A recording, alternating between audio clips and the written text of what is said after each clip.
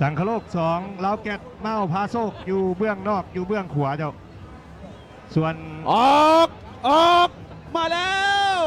ออกมาแล้วท่านผู้ชมที่เคารพเป็นคู่ที่3ในรอบที่4มาเบิ่งว่ากลุ่มบริษัทหุงวิไลสวนลานสร้างหาดเฮียน1อยู่ทางเบื้องซ้ายพบกับเหือสวงสังคโลก2อยู่ทางเบื้องขวาพวมไล่เบียดไล่เสร็จไล่สีมาเบิ่งว่าทางเบื้องซ้าย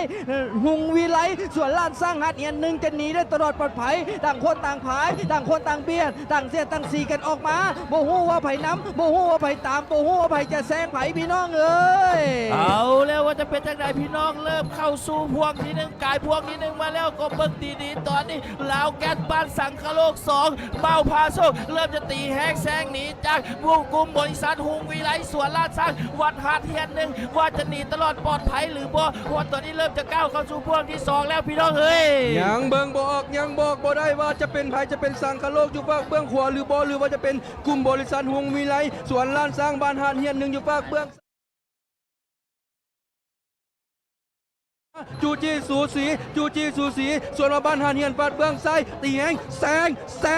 งละเว้ยตอนนี้สังคโลกเมาพาโซกเก็บความได้เปรียบตีแหงแซงห่างออกมาหลังจากวิดโค้งมาส่วนอีกลำหนึ่งวัดหาดเอียนตีแหงแซงกี้ขึ้นมามาเบิ่งกันว่าระยะประชันชินระยะไฮไลท์ไผสิไปก่อนกันตอนนี้สังคโลกหนีแล้วโอ้ยเอาละมาเบิ่งกันมาสำหรับตัวนี้สังคโลกลาวแกตสังคโลกอยู่ทางเบื้องขวามาพบกับบริษัทหุงวิไลส่วนลานสร้างวัดเฮียอยู่ทางเบื้องซ้ายตอนนี้ผู้ใดจะอยู่ผู้ใดจะไปเบื้องใกล้ๆเบื้องพอออกพอมาถึงสนามตัวนี้พวกเพื่อเสมอกันสมันเกิดมาเบิ่งกันว่าตอนนี้ผู้ใดจะอยู่ผู้ใดจะไปพละกำลังผู้ใดยังล้นเรืออีก1 สัปดาห์สุดท้ายผู้ใดจะบุกเข้าสู่เส้นชัยกันระหว่างสังคโลกหรือจะเป็นฮาร์ดเฮียลเอาละเว้ยผ่านโค้งอันตรายบ้านความยากลำบากกันมาด้วยกันมาเบิ่งว่าแม่นไผจะนำแม่นไผจะตามแม่นไผจะได้เปรียบแม่นไผจะได้เสียเปรียบมาเบิ่งว่าสังคโลกจะหนีได้ตลอดปลอดภัยบอยอยู่ทางเบื้องขวางในน้ำบ้านสังคโลกเอาเว้ยตอนนี้ต่างว่าหาดเฮียน1กับบรลาขอพยายามต่างกดไปผายต่างผายมานำหน้าผาทางมาบ้านหาดเฮียนพยายามจี้พยายามปี้พยายามเสียดพยายามปี้จี้ขึ้นมาแล้วเว้ยเอาแล้วจะเป็นจังไดพี่น้องเขามาติดตามนับกันตอนนี้ลาวแก๊สบ้านสังคโลก2เมาพาโซกเริ่มจะตีแหงแซงหนี